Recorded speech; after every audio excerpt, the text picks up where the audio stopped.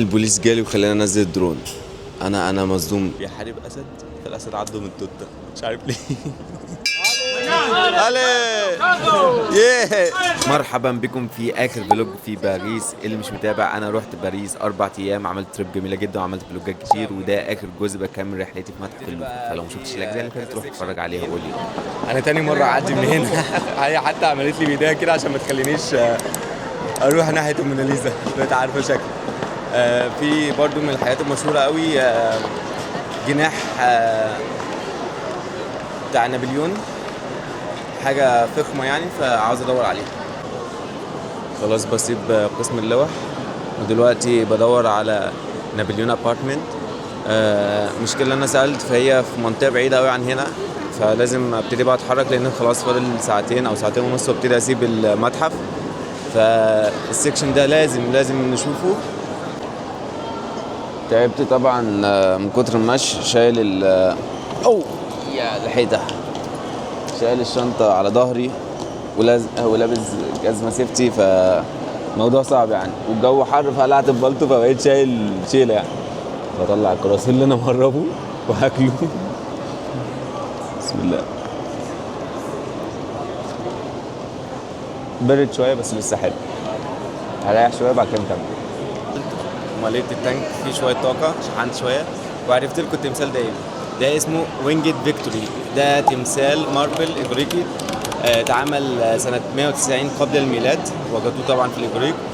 هو بيمثل، هو طبعا التمثال من غير ايدين ومن غير راس، بيمثل مش عارف اله بقى عندهم اسمه نيك او نايك، انا مش عارف النطق الصحيح بتاعه، شبه البراند نايك بالظبط.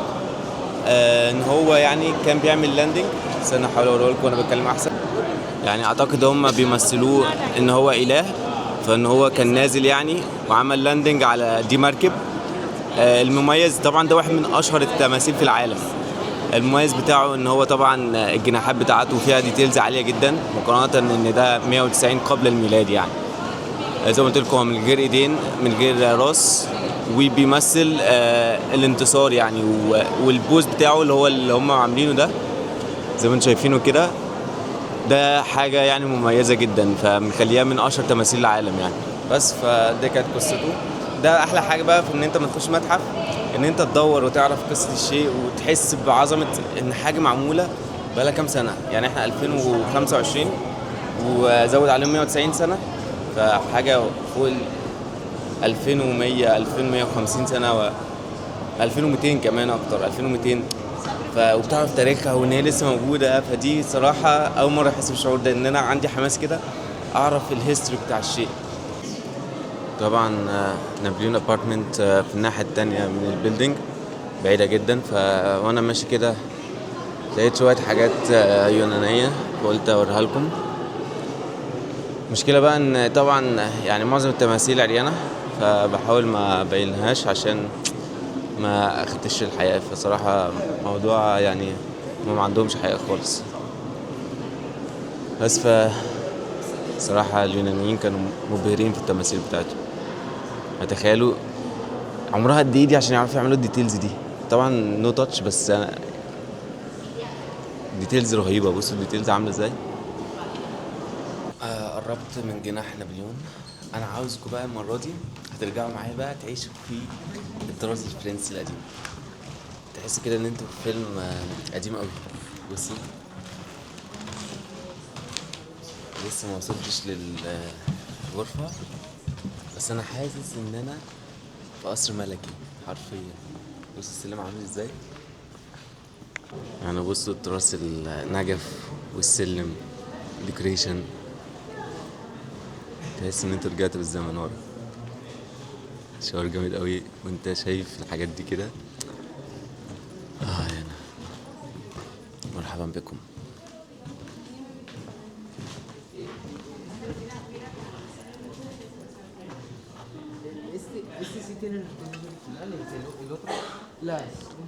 بصوا داخلين دلوقتي. اوف على الجمال، اوف يا جدعان على الجمال. بص المنظر عامل ازاي. طبعا هنا ممنوع تكمل كده، بس احنا خلاص قربنا نوصل.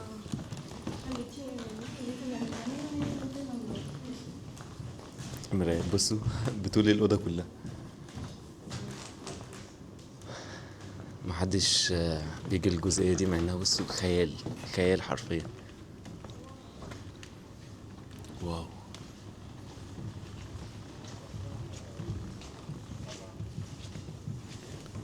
مكملين مكملين على العظمة دي. وصلنا. دي نابليون ابارتمنت. اوف على الجمال.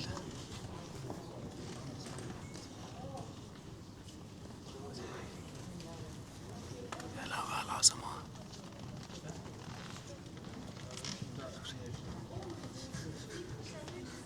بص العظمة دي.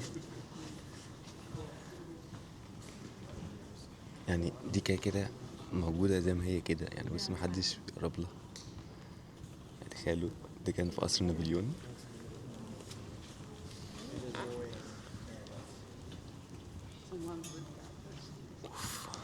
شيك بطريقة مبالغ فيها.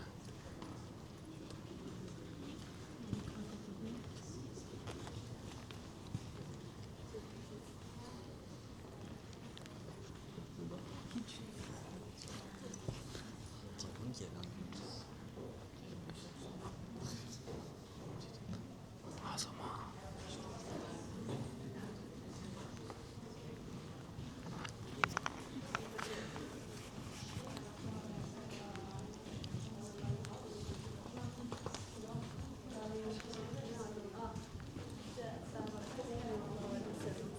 الحيطان تحسها شموع. من اكتر العصور اللي كان نفسي يعني اشوفها الصراحة. اللبس بتاعهم، الانتريه، حتة ايه طقم الاسد دي عظمة. يعني انا متهيالي عند عمي واحد زي دي غرفة الاجتماعات بقى.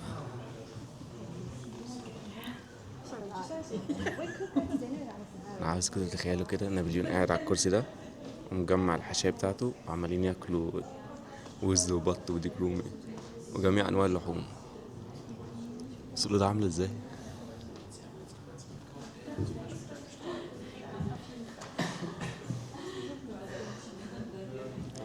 جامدة اوي.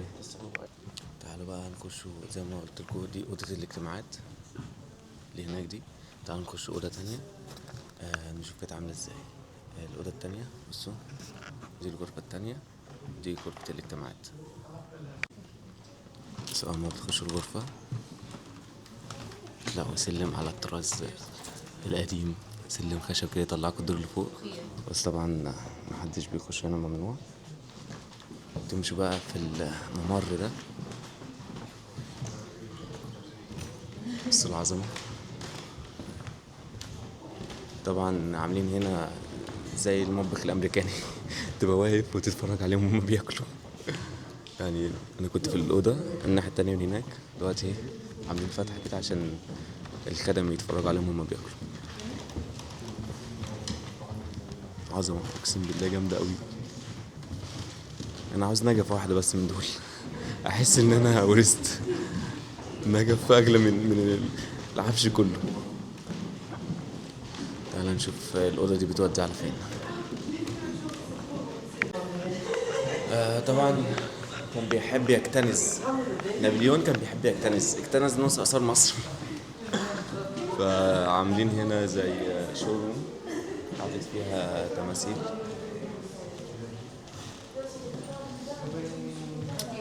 شوية حرامية. حتى ما رحمتش التماثيل اليونانية والإغريقية. متحف كبير أوي الصراحة، كبير كبير. دي شكلها أوضة نوم.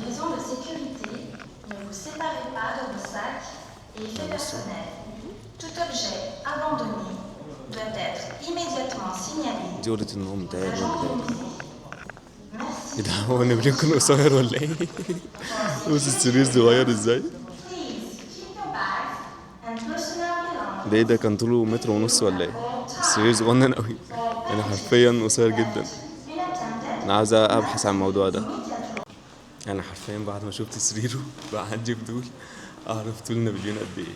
فسألت شات جي بي تي، طوله متر 68. يعني اللي سرق نص آثار مصر ما كملش ال 170. مهزلة مهزلة. دلوقتي بقى في أوضة قد تكون دي الأخيرة، يعني المين بوينتس. أبولو روم دي برضو حاجة شياكة. في تمثال كمان برضو من أشهر التماثيل في العالم، برضو ده عاوز أشوفه. فهم دول قد يكونوا آخر حاجتين في المتحف. فبس أنا عشان عبال ما أروح لأي حاجة من الحاجات دي باخد ربع ساعة نص ساعة، فهبتدي أتحرك على الحاجتين دول أشوف أنهي اللي أقرب فيهم. للأسف طلعت أبولو روم مقفولة، فدلوقتي بدور على التمثال اليوناني ده. بصوا الهول دي.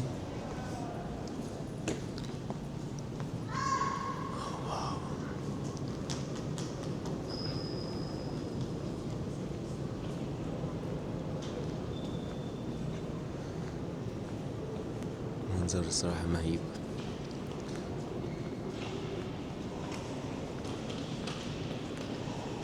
وانا ماشي ايه التمثال ده مسخرة. يعني انا مش عارف ايه اللي حصل عشان يعملوا تمثال زي ده، بس ده عبارة عن ايه؟ عبارة عن واحد يوناني كان بيحارب اسد، فالاسد عضه من التوتة، مش عارف ليه. استنى اوريلكم. فهمت قصة التمثال دي. صورة ليه يعني. بيقول لك ان زمان كان في واحد اسمه ميلو، كان رياضي مشهور، يعني كان مشهور ان هو بيكسب الاولمبيك جيمز طول الوقت. ففي سن كبير يعني، وهو عند راجل خلاص عجز يعني، كان بيحاول يقسم شجرة اوك، مش عارف ايه الاوك ده، اوك تري، بايديه يعني.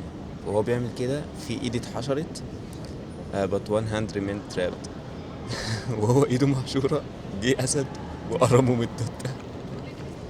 بص، ايده محشورة اهي، وهو بيحاول يخرج. التمثال ده مسكرة. بما ان ابولو روم مقفولة، دي برضو من الاوض المشهورة قوي في المتحف، فاخر حاجة هنشوفها النهاردة تمثال فينوس دي مايلو. ده زي ما انتم شايفين دخلنا في قسم الجريك، الحضارة بتاعت الجريك. طبعا في تماثيل كتير جدا، بس اول حاجة بقى في تماثيلهم ان هم كانوا ما عندهمش حاجة، زي ما قلت لكم بيحبوا التعري، فتلاقي التماثيل كلها سواء رجالة او ستات عريانة.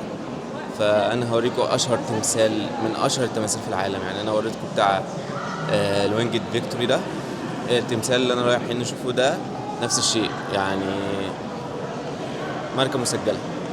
يعني بص، هو ده القسم اليوناني. طبعا زي ما قلت لكم الحضارة اليونانية تماثيلها عظمة يعني. طبعا كان مشهور قوي حوار في اليونان، نص بني ادم نص حصان، ده دي من الحاجات المشهورة جدا. دي الأوضة بتاعت التمثال اللي احنا رايحين نشوفوه، طبعا عليه زحمة.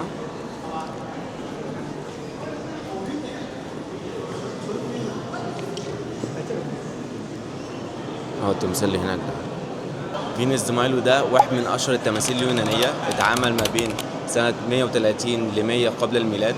لقوه في جزيرة يونانية عام 1820، وهو بيمثل إله الحب والجمال عندهم. هكتب لكم الاسم بس أنا مش مهتم الصراحة. والتمثال لقوه طبعا من غير ايدين، ففي نظريات بقى بتقول ان هو كان ماسك، يعني تمثال ماسك تفاحه، فيعني كان بتعبر عن السلام والايد اتكسرت.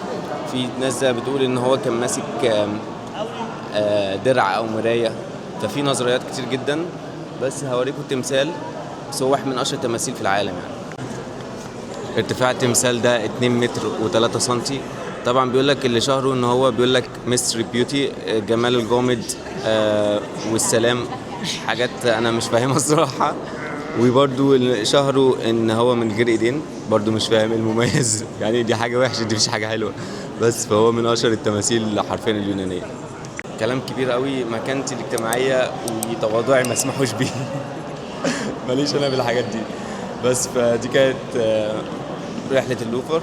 طبعا رجليا ميتة، الشنطة قسمت ظهري، بس أنا استمتعت. فدلوقتي هروح الهوستل، هجيب الشنطة بتاعتي عشان الوقت الساعة 6 أعتقد. دلوقتي الساعة 5:30، يعني أنا بقالي في المتحف 5 ساعات ونص، عقبال ما أطلع هتبقى 6 إلا ربع. فبقالي يعني المتحف ياخد منكم 6 ساعات. طبعا في اوضه كانت مغلقه ف6 ساعات كويس. فدلوقتي هروح هجيب الشنطه بتاعتي وهقرب من محطه الاتوبيس اللي هتتحرك على المانيا، ولسه قدامي لغايه الساعه 11 بالليل. فهشوف بقى ال5 ساعات دول ممكن نزور حاجه تانية ولا ممكن نعمل ايه. طالع دلوقتي من المتحف، طبعا جسمي متدشمل بس حاسس ان انا انجزت يعني. انا طلعت لقيت الدنيا ليل فده متحف اللوفر بالليل.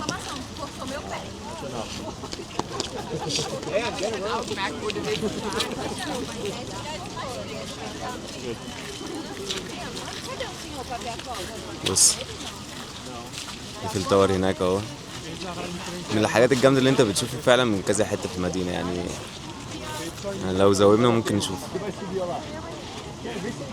بص جامد جدا اقسم بالله الحاجات اللي انت شايفه من كذا حته دي. زي ما قلت لكم الايفل تاور هناك اهو، وده اكبر فايناخت موجود في باريس. فتعالى نعدي عليه كده بالمره. في بارت 1 كان في فايناخت كده صغنن كده حاطط فايناخت مش فايناخت، عارف كام كشك كده فاتحين على جنب. فتعالى نشوف ده اكبر واحد في باريس حاليا، نشوف عامل ازاي. طبعا عشان انا بنزل ستوريز على الانستجرام وانا في الدوله اللي انا فيها، فدلوقتي ناس بتسالني عن رايي في باريس. انا قبل ما اجي سمعت حاجات كتير وحشه، فيران، سمعت عدم نظافه، سمعت ان هي مش حلوه، حاجات كتير قوي وحشه لغايه ان انا فعلا ما كنتش عايز اجي. بس بعد ما جيت قد اكون لازم اكون صريح، اتعرضت لموقف واحد بس سيء. زي ما قلت لكم في الجزء الاولاني، كنت نازل من قدام الكنيسه البيضاء دي، جروب من الناس خلينا نقول ذو البشره السوداء وقفوني. في الاول لقيته ماسك ايدي عايز يلبسني صوره، قلت له نو ثانك يو ومشيت. لقيتهم بقى ابتدوا يتجمعوا عليا عايزين يوقفوني بالعافيه ويلبسوني الصوره بالعافيه وبيتخانقوا معايا. ابتديت اخش فيهم شمال بطريقه يعني سيبكم من الوش الكيوت ده، خلاص ده وقت كده ما ينفعش تبقى فيه كيوت، فعلا لازم تخش فيهم داخله شمال لغايه ما بعدوا وسابوني. فدي مشكله بقى مع البنات، بس ما اعرفش بقى هل ممكن يعملوا حاجه زي دي مع بنت ولا لا. لكن ان جنرال المدينه تحفه، مدينه جميله جدا. ما لغايه دلوقتي ما شفتش ولا فار. المدينه كبيره جدا جدا جدا جدا، فيها حاجات كتير جدا تتعمل، مش ممله خالص. الشعب ما بيعرفش يتكلم انجليزي، دي مشكله. ايه تاني؟ زي ما قلت لكم فعلا الشعب هنا زي ما بنقول نايت لايف، صاحيين طول الليل، بيفكروني بالظبط بمصر. انا جيت فعلا وصلت الساعه 12 بالليل لقيتهم قاعدين على القهوه وبيجروا وبيلعبوا. في المانيا الساعه 7 تيجي اليوم خلص فاهم، خلاص كله يخش نام.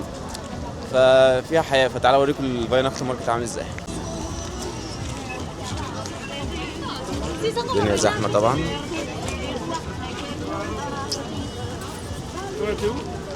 سامعين الاغاني فرنش تدي فايبس. طبعا اول حاجه في الفايناخت ماركت هو اغلبه بيبقى اكل ولعب وملاهي زي كده، بس اول حاجه ان ريحه الجلوفاين ده او الجلوفاين.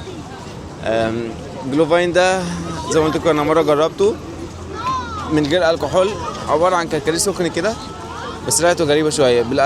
اللي بالالكحول بقى هو اللي ريحته غريبه يعني. فهتلاقي الريحه دي منتشره كل ما انت تروح في اي حته، ريحه الجلوفاين ده. هبقى اكتب لكم اسمه يعني. فاين يعني خمره بالالماني او مش عارف، بالالماني اعتقد، بالانجليزي اسمه واين. بس زي ما انتم شايفين كده الدنيا مزدحمه، في ناس بتسكيت. صراحه عاوز اجرب السكيت على الجليد ده، وعاوز اروح جنوب المانيا، بس هو رياضه غاليه يعني عشان تجربه 200 300 يورو. بصوا عاملين ازاي. مش كده برضو واحد ممكن يجيله غضروف او الصاموله تتفك من وقعه واحده بس. عم بابا نويل ده انا ما شفتوش على الحقيقه لغايه دلوقتي، ما شفتش واحد لابس كده لبس بابا نويل وعمال يهزر مع الاطفال. ده كله كلام افلام، فاكس ما فيش اي حاجه من الكلام دي. بس هو الماركت شكله كبير، بس انا حابب اوريه لكم يعني. برضو البتاع اللي في النص دي من اشهر الحاجات في الفايناخت ماركت. لو رحت اي دولة ودخلت الفايناخت ماركت هتلاقي البتاع دي في النص. فايناخت ماركت دي اصلا كلمة الماني، يعني هو اصلا ممكن يبقى ليه اسم هنا تاني في فرنسا يعني. بص هنا بيلعبوا لعب، مش هتسمعوني طبعا من الدوشة.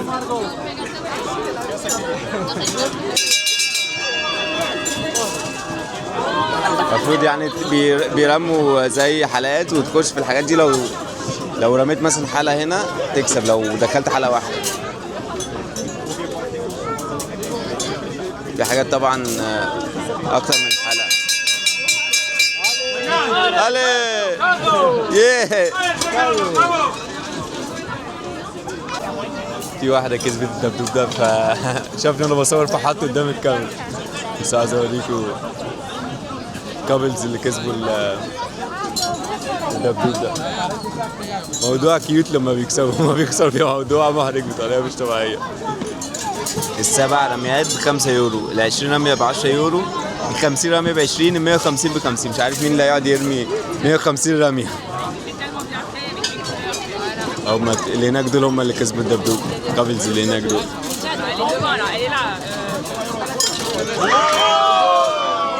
في حد كسب.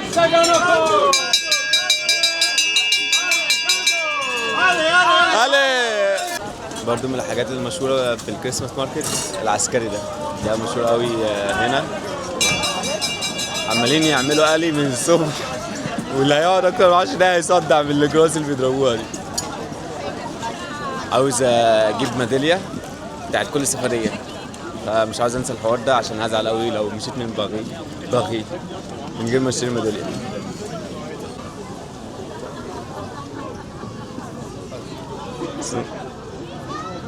Excuse me.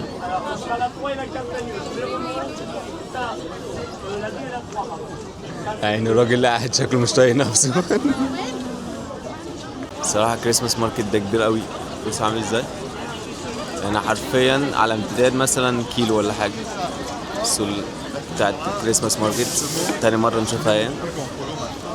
طبعا ده بالنسبة لهم كده زي العيد الأضحى عندنا، حاجة يعني بتيجي مرة في السنة، وبالنسبة لهم حاجة كبيرة جدا يعني. فتلاقي أوروبا كلها بتحتفل بيه بنفس الطريقة، وهم تلاقي ناس كتير قوي بتخرج بالمنظر اللي انتم شايفينه ده. كله بيخرج بقى يتفسح ويحتفل بيه يعني. خلاص وصلت، ده هنا آخر كريسماس ماركت، وصلت لآخره. اللعبة دي جبارة، اللي قلبه ميت يجربها. أنا جربتها مرة أقسم بالله مسخرة. كانت ب7 يورو متهيألي في المدينة بتاعتي. جنون بس صراحة بترفع الأدرينالين، ترجع بعدها إيه، تحمد ربنا إن أنت لسه عايش. يعني بص حرفيا عاملة إزاي، أنت حرفيا بتعمل 360. بصوا الناس اللي بتصور دي بجد بتموت جوه. انا دلوقتي في بليس دي لا كونكورد. دي المسله اللي احنا شفناها في المتحف، دي اللي محمد علي اهداها لملك فرنسا بعد الحمله الفرنسيه. انتم متخيلين ان المسله دي جت من مصر لغايه هنا وزنها 230 طن 230 طن. للاسف اثرنا متبرطعه في انجلترا وفي فرنسا بسبب الاحتلال. بس فحبيت اوريها لكم تاني لو عايزين تشوفوها بقى. يعني انا اتكلمت اعتقد في بارت 1 عنها برضو، بس قلت انا كنت نفسي اجي بالنهار، بس الدنيا هنا بتلاقي اسرع مما تخيل. والايفل تاور ورايا برضو. ولما جيت امبارح كانت النافوره دي مقفوله طبعا، لان انا جيت الساعه 2 بالليل دلوقتي الساعه 6. هنا المنطقه دي بدايه الشانزليزيه لغايه بقى الارك دي تريومف. بس فده زي ما قلت لكم بدايه الشانزليزيه. بصوا المنظر المسلة مع برج ايفل مع النافوره، صراحه منظر جميل جدا. وده يعد ارقى او من ارقى احياء في العالم الشانزليزيه ده. فدلوقتي هروح بقى الفندق عشان خلاص الوقت ابتدى يزنق، لازم اروح اجيب الشنط بتاعتي. الحمد لله وصلت الهوستل، خدت الشنطه بتاعتي. بس انا عملت صراحه حركه صحيحه ديتهم. او هنا اللوكر الساعة بيورو ونص، فأنا ما حسبتها لقيت إن أنا هدفع تمن ليلة. فتعرفت على واحد في الفندق يعني معايا في الأوضة، قلت له أنا هاجي الساعة 8 هاخد منك الشنطة بس. فالحمد لله عدى على خير وما دفعونيش حاجة. فخلاص كده فاضل ساعتين على الأتوبيس بتاعي، ما فاضلش غير حاجة واحدة بس اللي نفسي أعملها، إن أنا أجيب السيفونير بتاعتي من باريس. فهدور بقى على مكان أشتري منه السيفونير.